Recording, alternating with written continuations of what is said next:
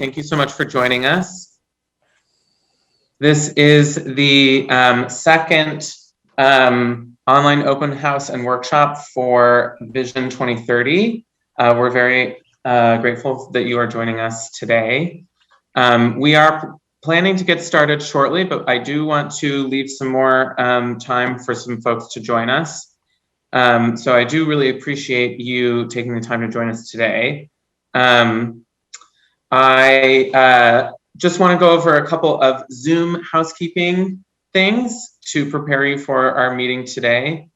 You, at any point during the meeting, can feel free to post in the chat. The chat is accessible by going to the bottom of your computer screen and clicking the, you should see a small little button that kind of looks like a text bubble, and it says the word chat under that. And if you click that, it opens up the chat box on your screen, and you can post in the chat for the rest of the meeting.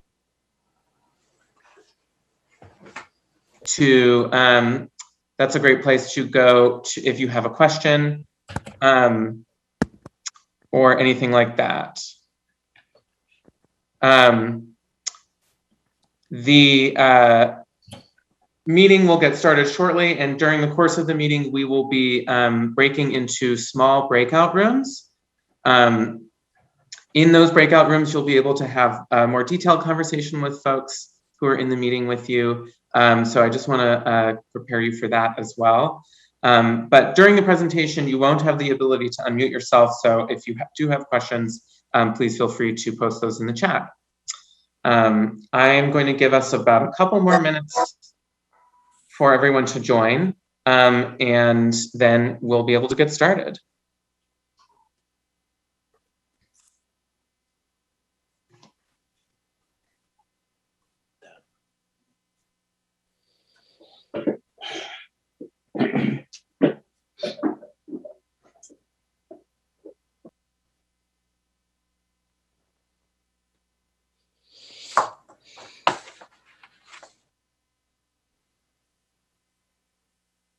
All right, we've gotten a few more folks. So I'm not going to go through my whole spiel all again, but thanks so much for joining us today. This is the second online workshop for Vision 2030. We're very pleased to have you here today. So that you know, during the meeting, you will be able to post any questions that you have in the chat. You can access the chat by going to the bottom of your screen and clicking on a button that says chat underneath it. We will be getting started shortly. Just want to give some more time for some more folks to join us. We really appreciate your patience as we all get settled. Thanks so much.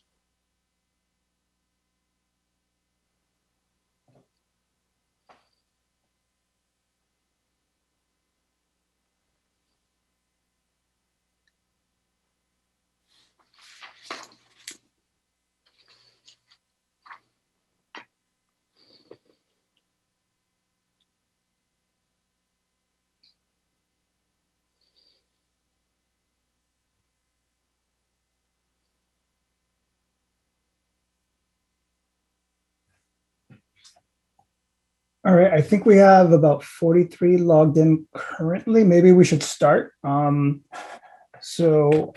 to start our second workshop presentation with opening remarks from Councillor Chines. Great. Well, thank you, Carlos, very much. And thank you, everyone, for joining us tonight. As I'm looking down the list, I see a number of folks that participated in our first public forum, as well as some new names, and so I'm glad we've got a mix of people who were involved in the last one and some new folks as well. Thank you very much for making the time tonight. As Carlos mentioned, my name's Jonathan Chines, a member of the Wakefield Town Council, and I am really excited to see this evening's forum kick off. So this is our second virtual public forum for Vision 2030. We will be having one more coming up in June. And really what we're hoping to do through this process is to define and document a set of shared values and priorities for the town that we can then use as we make policy and as we set our plans for the future. So, what we're planning to do through this process is really develop a guidepost, sort of a North Star for the town council and the other boards and commissions in town as they think about sort of what we want to plan out for Wakefield's future. It's meant to be something that is visionary. It's meant to be a process that's creative. And so as we go through the discussion tonight, I ask you to please, be creative, think innovatively, and be candid about what you want to see in town and how we may think about putting those things into practice in the future. Before we kick it off, there are a number of folks that I do want to thank. First of all, this whole project is possible through both the grant support as well as a great deal of facilitation support from the Metropolitan Area Planning Council. And so I do want to recognize two individuals in particular, Carlos Montañez and Christian Brandt from MAPC, who are helping out tonight. They've been tremendous partners throughout this whole process, and so I'm really grateful for their support. We've also had a lot of support from Town Hall. And so Communications Director Jen McDonald and Community and Economic Development Director Erin Kakinda are here tonight. And they've also put in a lot of time for that. And so to Jen and Erin, really grateful for your support and for Town Administrator Steve Mayos as well. I have a few colleagues from the Town Council here tonight as well. Marion Butt, who will be helping to facilitate one of the breakout groups. Julie Smith-Galvin, current vice chair of the Town Council, and our newly elected councillor, Ann Dennehy, who just won election yesterday. So thank you to the three of you for joining us, and congratulations to Ann and Julie on election yesterday. And finally, I just want to acknowledge the members of our advisory board that are here tonight. We have an advisory board of about 15 people. I'm not going to go through all the names because I'm sure that I will forget someone. But many of them are participating in the breakout groups as facilitators and note takers. And really, it wouldn't be possible for us to be here today without their work. So with that, I'll turn it back over to Carlos. And again, just to reiterate my thanks to everyone for being here. And my request that you please participate actively. This is not a meeting where we're going to be presenting at you for most of it. This is a meeting where we want to hear from you. And for this process to be successful, we need your thoughts. So please speak out with an open mind, and look forward to the discussion. Carlos, I'll turn it back to you. All right, thank you, Councillor Gines.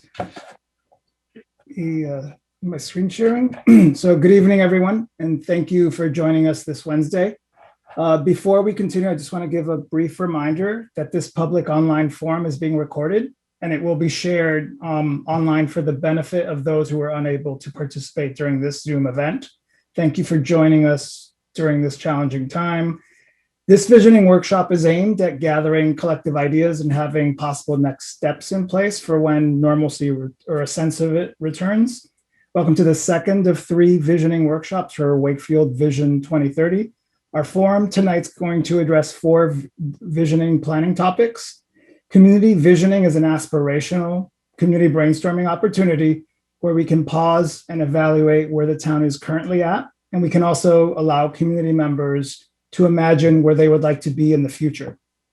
It can help identify common goals and shared values, and it can help us to frame collective future decision-making at future town board and committee meetings. This online visioning comes in 2 parts: this real-time Zoom event that you're currently logged on to, as well as a part 2 online open house survey that will be live for 3 weeks starting immediately after this meeting until May 19th. The 3-week survey is another opportunity for community participation and input at the convenience of Wakefield community members.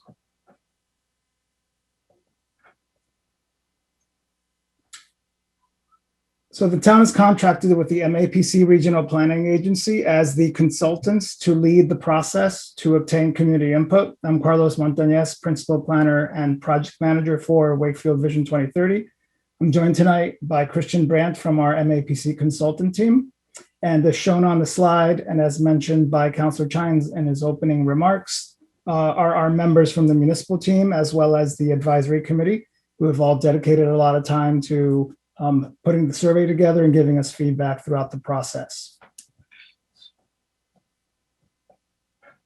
Now I'll provide a little bit more background information about us and the process. As the regional planning agency for Greater Boston, MAPC strives to help communities supplement their local capacity, brainstorm ideas, find common solutions to issues that cross municipal boundaries. Wakefield is part of MAPC's North Suburban Planning Council subregion. Subregion consists of representatives from 9 neighboring communities north of Metro Boston.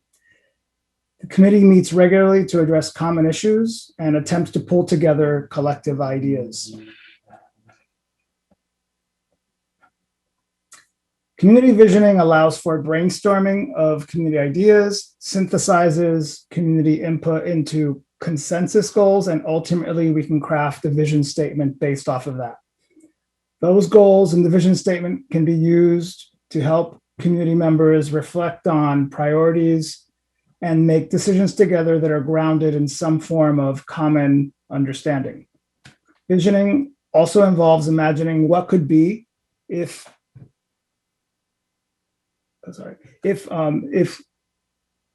existing conditions and practices were slightly different than what they are now.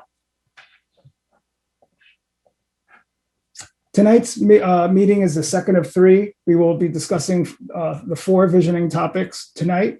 The next and last public forum, to be determined in June, will address the last 4 planning topics for the entire process, and they're listed on the bottom of the slide. Each public forum is immediately followed by its own 3-week online survey. The forums are intended to be informative and to spark a discussion amongst your fellow participants. We find it beneficial for your fellow community members to hear each other's ideas before taking the survey. At the end of tonight's meeting, we will then ask all Wakefield community members to please take the online survey so we can record your individual input. We will use your responses to be able to identify what those consensus goals are, the ideas, help craft that vision for the plan report document. The first survey resulted in 490 responses, and we hope to achieve a similar healthy response rate so please help us to get the word out on this survey. Tonight is part 1. We will start with a few general informational slides before we get into the rest of the meeting addressing the 4 topics in the following meeting format. We'll have a few brief informational slides on each topic, then we'll immediately break out into smaller discussion groups for about 20 to 25 minutes. After we've covered all 4 of tonight's topics, we'll conclude with a few brief closing remarks from our municipal project team. Then we'll ask you to please take the online survey during the next 3 weeks. Also, please share the link that's on the screen with your friends, family, neighbors. Anyone can take it in the Wakefield community, even if they did not participate in tonight's Zoom meeting event. So please help us to get the word out so we can at least get 490 responses, if not more. This map highlights Wakefield's business districts, neighborhoods, and open spaces. In the center is Wakefield's downtown area between its 2 prominent lakes. The areas in red are the retail business areas. The areas in purple are zoned for industrial commercial uses. And the areas in green show open spaces. You can also see the 2 commuter rail station locations identified with the T icon. Wakefield is an established suburban town 10 miles north of Boston. Given that Wakefield is a mature community approaching build-out, new opportunities for community and economic growth are likely to occur via flexible and creative redevelopment of underutilized infill properties. The town's population has remained relatively stable with modest growth since 1960. Compared to the county and the region, Wakefield is less diverse racially. It has a median household income of approximately $95,000, but there is a 54% difference between family and non-family household incomes. The town's educational attainment levels are comparable with Middlesex County. When compared to Middlesex County, Wakefield's median single-family home sales price of approximately $562,000 is 5% higher. However, its median condo sales price of $441,000 is 9% lower than the county. Looking at its tax base, Wakefield has diverse revenue sources, with 58% coming from residential properties, 13% coming from commercial properties, and 3% coming from industrial properties.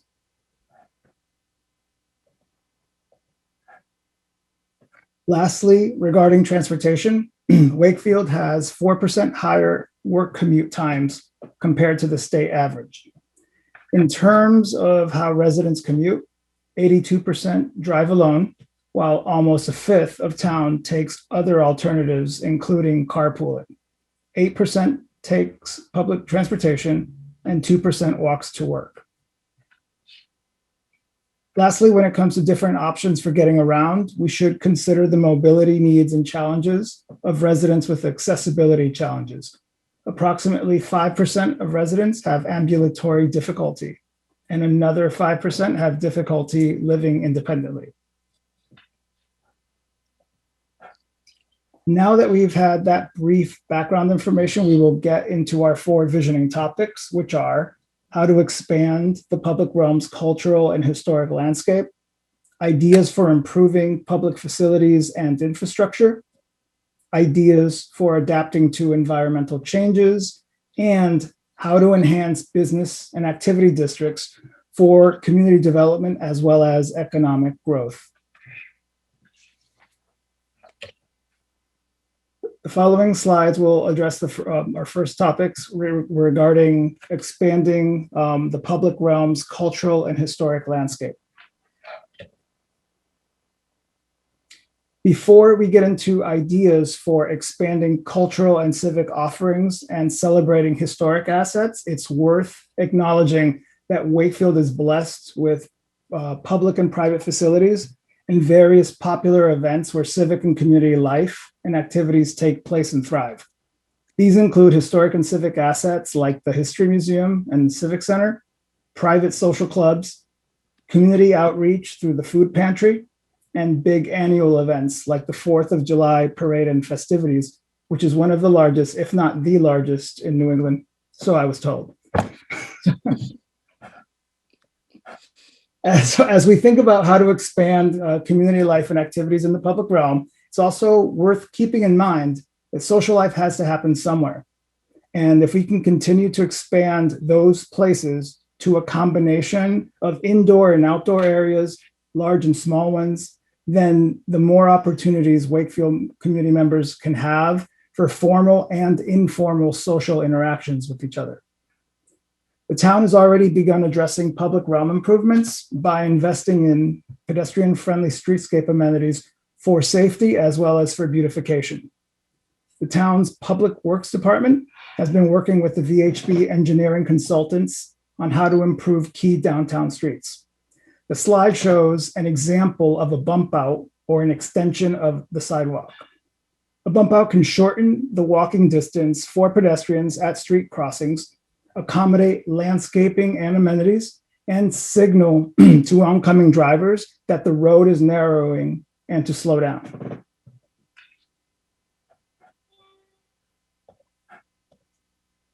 The public realm can be defined as all of the places and spaces that are accessible to the general public. It's the shared space for residents, visitors, and employees. And it's a big component of where everyday informal public life and community interaction takes place. It includes public areas like streets, sidewalks, squares, and plazas, but it also includes private spaces that are accessible to the public, like stores, malls, and restaurants. As part of this visioning topic, we're interested not just in enhancing or creating more physical spaces for public use, but also expanding opportunities for community members to meet and to socialize. Part of this involves making it easier to find out about events by sharing and broadcasting information in a highly visible manner. The slide shows an example of how a normal street and its sidewalks can temporarily be closed to car traffic in order to host a food truck festival or any other type of community activity. This could include seasonal events like weekly or monthly art walks or summertime and fall performances.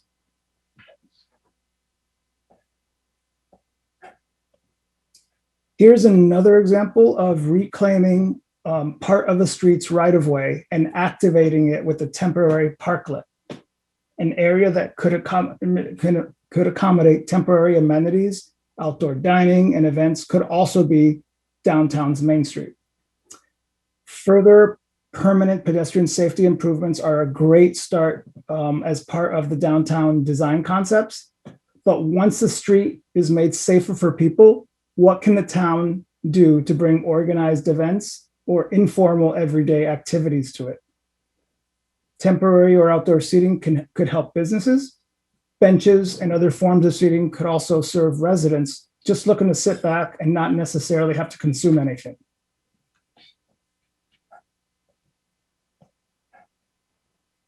Here are some ideas for adding to Wakefield community life that could include more quirky events like a puppet festival. Another idea could include seasonal mobile reading and music carts to encourage personal creativity and give people an excuse to interact and have fun. The music carts with the guitars remind me of when they had colorful painted pianos placed in public areas and there was spontaneous music playing throughout communities. Other ideas could include reprogramming a portion of an existing park with a deliberate design intervention or amenity designed with something purposeful, creative, or interactive. Another twist could be for two existing organizations in town to join forces and hold a new joint event with a new hybrid theme.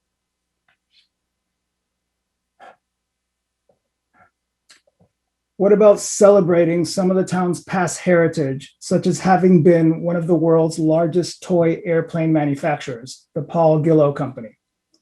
Why not bring history to life by incorporating toy airplanes as a theme for a new family and community toy airplane festival?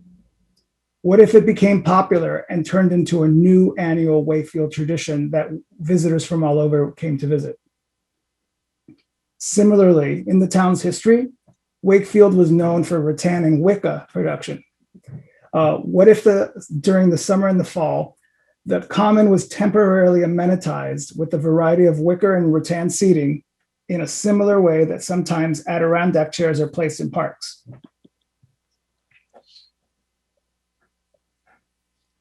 Here are additional possible ideas that could require only a modest investment and not necessarily a permanent commitment. Many of these could be seen as a test drive of how to activate spaces and see if community members like the idea before exploring a more permanent solution. Some of these could be on empty parcels, on a part of a parking lot, or even on a portion of an existing park.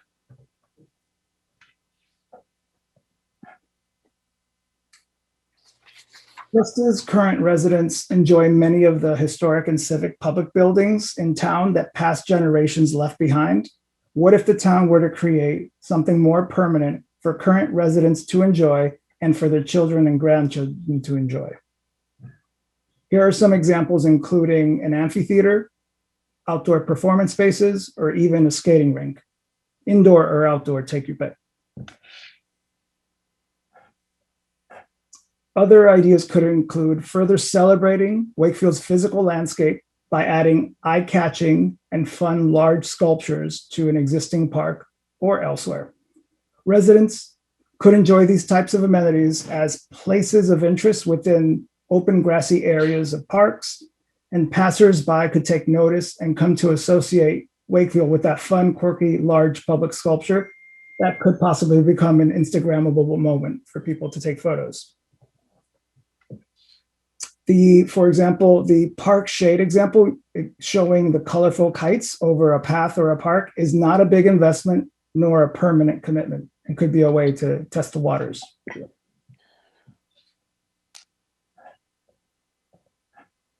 So we've shown a few examples of new physical improvements, amenities, and objects that could be added. Now we can pivot back to the idea of an intangible legacy project idea in the form of new community events that potentially could become new community traditions. Here is a summertime art walk idea using large bear statues. There's also outdoor music festivals as well as film festivals, or even a cultural food festival. The film festival would be more than just a community movie night and could be a new film theme that Wakefield could become associated with. The town of Salem, for example, is holding its 14th annual Independent Documentary Film Festival this year.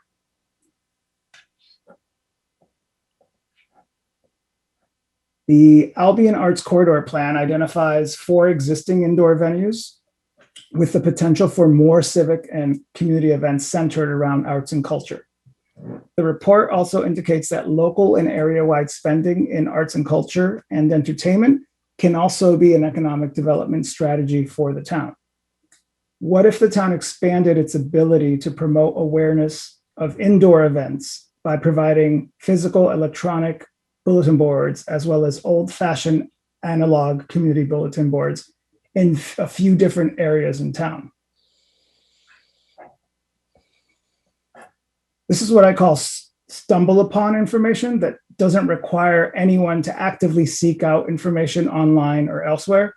You would simply stumble upon it on a drive or a walk or a bicycle ride. Now, also exploring an outdoor performance option could make it easier to become aware of events and provide an option for smaller organizations that don't necessarily need the larger indoor venues. Here are a few aerial examples of the Greenwood Business District or intersections in residential neighborhoods where placing some of these bulletin boards could make sense, just to get the word out and promote awareness.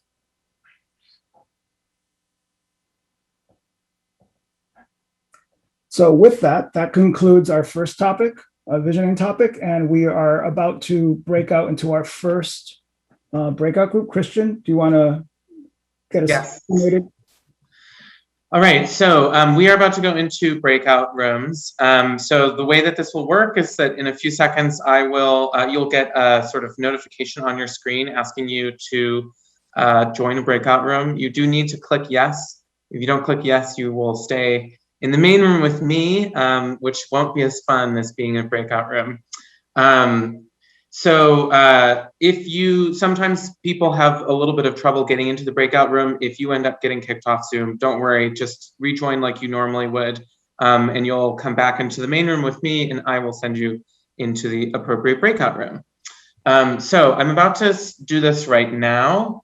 If you have any trouble, just stick around in the main room and I am happy to help you.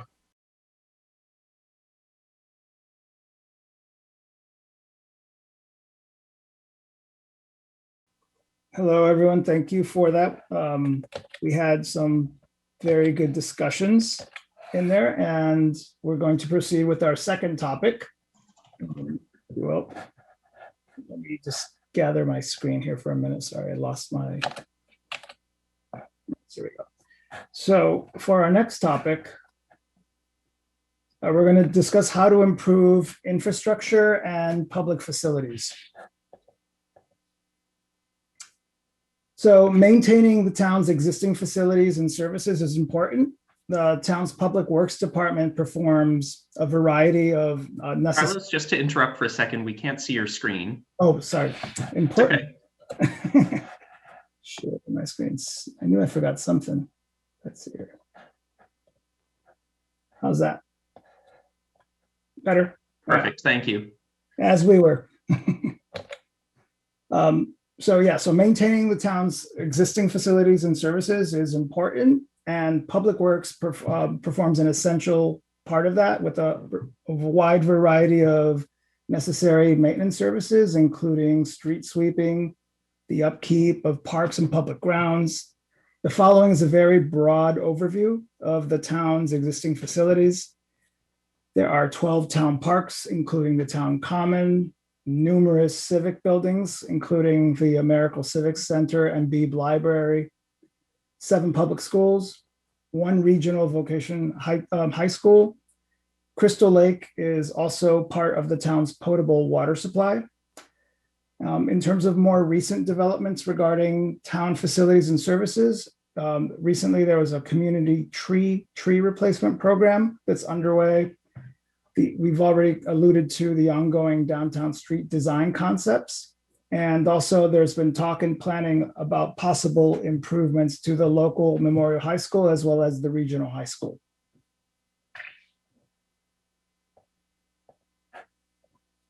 The town's been working on making its streets and sidewalks safer and has gone from a complete streets policy to an approved prioritization plan to downtown implementation projects for Albion Street, Water Street, and the downtown Main Street. The links on the slide will lead you to a complete list of the projects, as well as a separate link for some of their locations on a map, an online map. The town has an approved regional transportation improvement program project for a rail trail from Galvin Middle School going 2 miles towards neighboring Linfield. This will be an amazing recreational amenity with two-way bike traffic to bring guests and visitors to possibly support downtown businesses.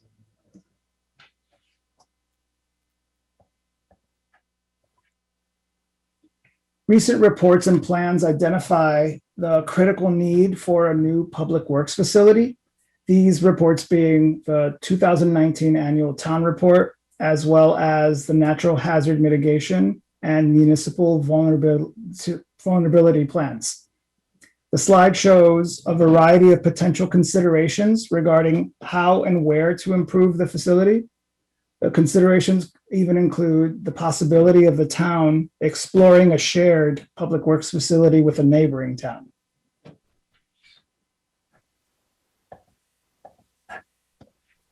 The town's recently approved natural hazards mitigation plan can unlock potential funding for eligible town projects that take mitigation measures to reduce natural disaster losses.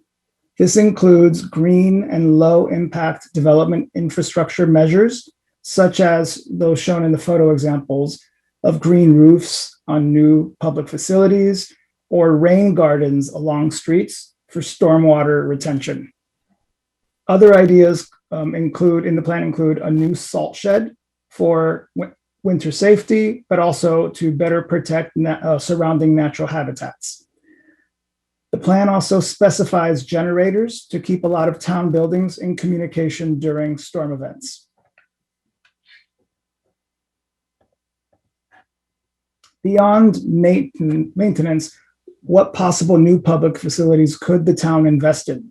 Some considerations could include new and different types of facilities for gathering spaces, whether they be indoor or outdoor facilities, and possibly of different sizes to accommodate different needs within the community.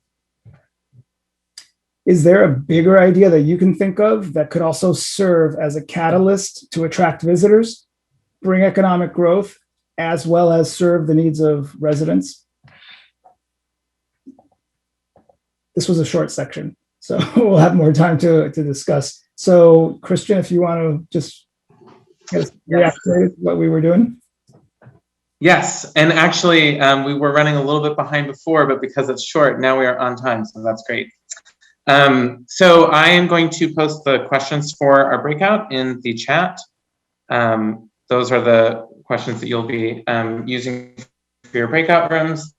And same as before, I am going to open all the rooms and you'll get prompted to join. And then we will be in those rooms until around 8:15.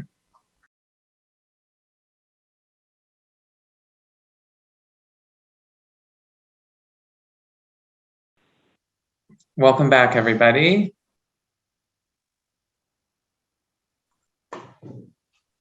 Are we all back, Christian? Yes. Oh, okay, so we're good to go. Yes, we are. Thank you, everyone. Great chat again. So now we're going to move on to our third topic. And this time, I think I'll remember to share my screen. Let's see. How's that? All right, awesome. So on to our third topic for tonight, which is adapting to environmental changes. The slide shows the 4 main natural hazards that recent plans have identified as being a vulnerability to the town. The hazardous events shown can physically damage utility lines, cut off power, and damage property through flooding, as well as cut off transportation mobility. The environmental changes are gradual and incremental, and they require adaptation strategies now in order to be prepared in the future for them. Mitigation measures taken now can lessen the impact of those hazardous events and make the town more resilient to cope with it and recover. The town adopted the Municipal Vulnerability Preparedness Plan, MVP for short, in 2020. Then the report summarizes the 4 natural hazards listed on the slide that are impacting Wakefield the most. It mentions that these events are happening more often and they're becoming more severe in their intensity when they do happen. The report stresses that these events impact the health and the well-being of residents, as well as the natural and built environments.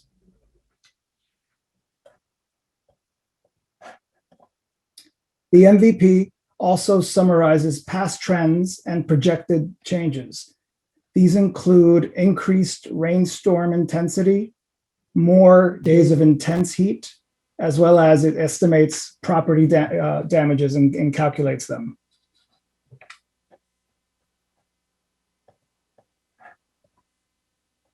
The MVP also highlights 4 top priority strategies, including the need to inventory which populations in Wakefield are at a higher risk, and the already mentioned critical need for a new public works facility, among other things in the report and the study.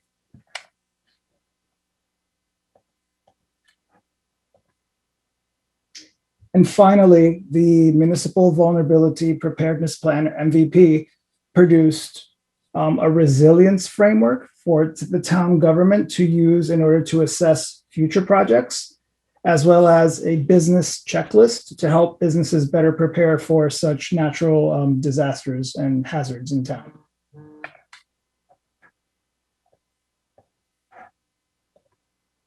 Beyond what the town of Wakefield has done to prepare for adaptation, the state recently passed a new climate law in March 2021.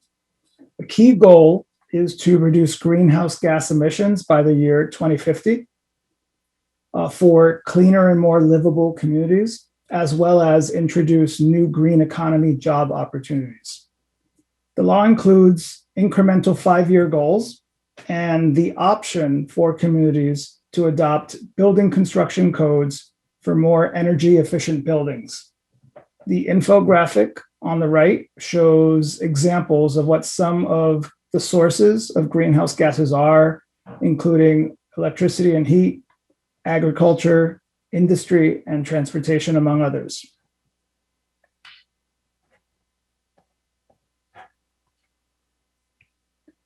The new law also has renewable energy goals affecting municipal light companies. This would apply to Wakefield's Municipal Gas and Light Department.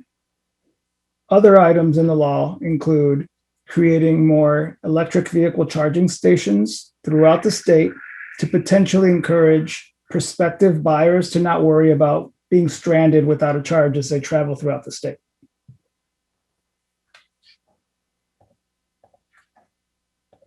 Lastly, this slide shows a few photo examples of potential ideas for taking smaller measures as individuals and community members toward adapting to environmental changes.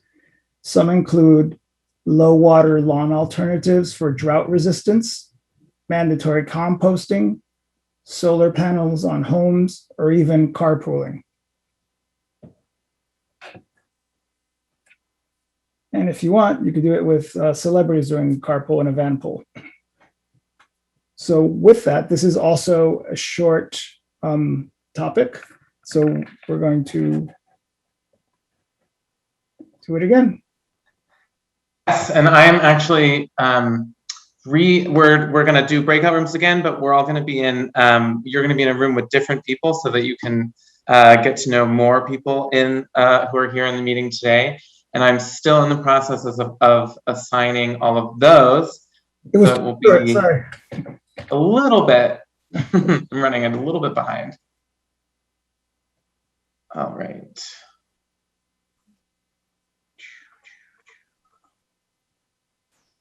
Give me just... Carlos, do you want to maybe do an example of what carpool karaoke is all about? This is a perfect opportunity. I wanted to do a little levity, you know, on the topic, but sure, like, you know, join your fellow community members and do two things, two birds with one stone.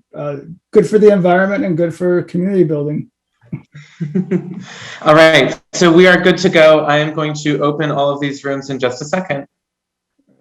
Thanks. All right.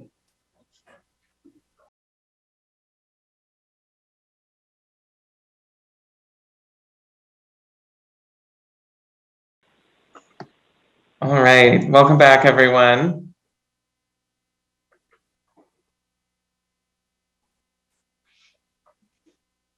All right, I think we are all back, Carlos. Welcome back and thank you, everyone. We got cut off in the middle of that discussion. I think we have, let me see if I can do this again. So,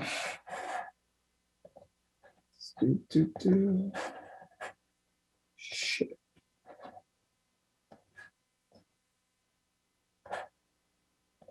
So on to our last, fourth and final topic of the night. We want to talk about enhancing business districts and opportunities within them. In looking toward improving activity and the business climate in business districts, it will take a variety of actions and flexible regulatory changes to allow for more opportunities for shopping, jobs, and housing options. Streetscape improvements for pedestrians can make the shopping experience more pleasant, entice them to linger and socialize outdoors, and help support local businesses. Flexible zoning can allow redeveloped buildings on underutilized parcels to accommodate both ground floor public shops and restaurants, as well as upper story offices and homes. And providing circulating shuttle van services between downtown, the train stations, and other business districts can potentially reduce car dependency and competition for parking.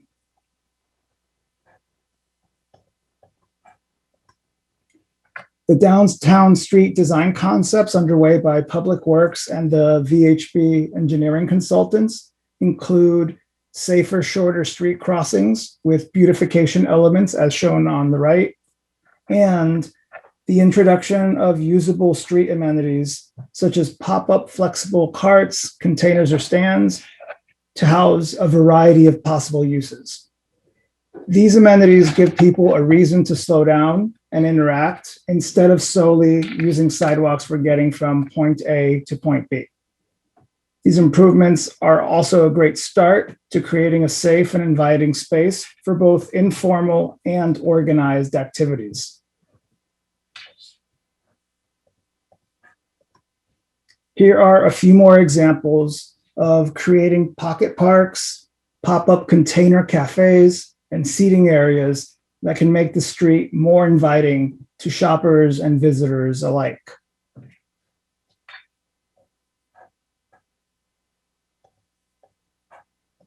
As alluded to before, physical improvements and investments are part of the solution. Allowing redevelopment within existing business and industrial areas is another part of the solution. Clear and straightforward regulations can signal to prospective businesses that there's a straightforward and predictable permitting process for considering redevelopment proposals. If the community wants certain uses, then those uses should be allowed in the zoning with the least amount of obstacles or uncertainty.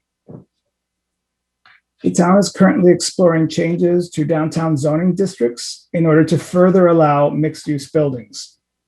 Mixed-use buildings make efficient use of limited parcels by accommodating more than one needed or desired use vertically, and they also reduce the walking distances between buildings.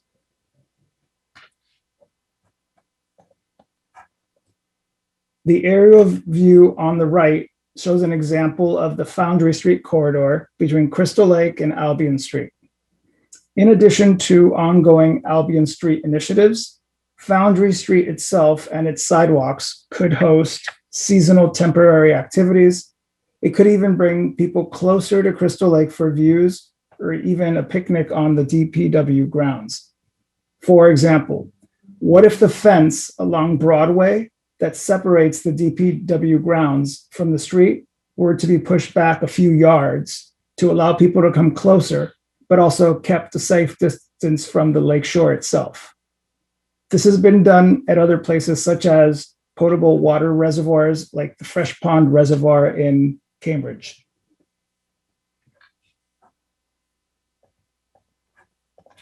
Lastly, this final slide shows possible different ideas that together can help set the stage for a more active downtown business district. The rail trail, shown in green, can possibly encourage and bring more people to support downtown businesses and activity. Street amenities, such as the one shown in the picture, will encourage people to hang out more with friends and support local businesses. The town and major organizations could also work together to spearhead more events for additional street life. And pursuing permissive and straightforward mixed-use downtown zoning can help achieve desired uses and physically permit mixed-use developments such as the one in the photo, which is actually an example from neighboring Reading, the town of Reading. And with that, we conclude our final topic, and we will have our final breakout group. Great. I just posted the questions in the chat, which I realized I forgot to do the last time. So those are the facilitation questions for today, and I'm opening the breakout rooms right now. Thank you.